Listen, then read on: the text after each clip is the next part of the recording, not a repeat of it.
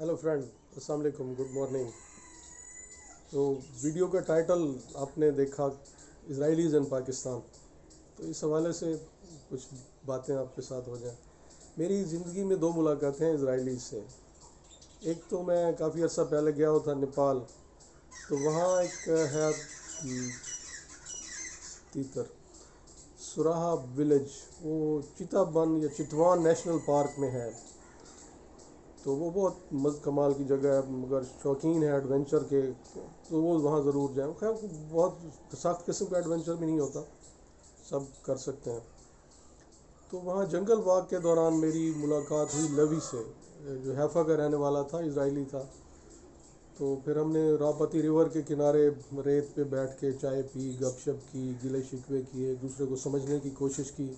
उसके बाद हमने वहाँ रात को थारू लोगों का कल्चरल प्रोग्राम होता है, जो वहाँ के एबोरिजिनी कहलाते हैं, तो वो देखा। मैंने लवी को बताया कि ये अब यहाँ के एबोरिजिनी नहीं है, ये हमारे वतन से आए, ये थर के लोग हैं। तो जब हम एक दूसरे से जुदा हुए, खुदा हाफिज़ कहा एक दूसरे को, तो उसने पाकिस्तान जिंदाबाद का नारा लगाया और मैंने लॉन्ग लिव इसराइल का लगा दिया मुश्किल से 12। तो दिल नहीं मान रहा था। खैर, उसके बाद चंद साल पहले इस्तांबुल में एक वो गाला डिनर था, तो उसमें बाद में वो बुलाते हैं ऑडियंस को कि जनाब आप भी आ जाएं स्टेज पे और हस्ब तौफीक आप भी नाच लें। तो वहाँ एक इसराइली खातून के साथ हम रक्स हुआ, चंद एक आध मिनट उनके साथ डांस किया स्टेज पे।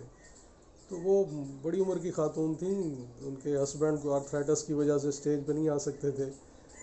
तो जब उन्हें खुदा हाफिज़ कहा तो उन्होंने लॉन्ग लिव पाकिस्तान और मैंने लॉन्ग लिव इसराइल कहा। तो लेकिन ये जो इसराइलीज़ हैं ये मेरे घर में रहते हैं। अब ये ना समझिएगा कि कोई मोसाद के एजेंटों को मैंने पनाह दी हुई है। तो ये हैं पिजन्स, कबूतर हैं इसराइली नस्ल के।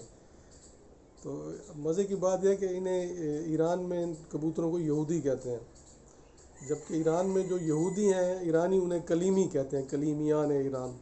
तो देखिए, बड़े प्यारे कबूतर हैं, आपको अच्छा लगेगा। Thank you very much, take care.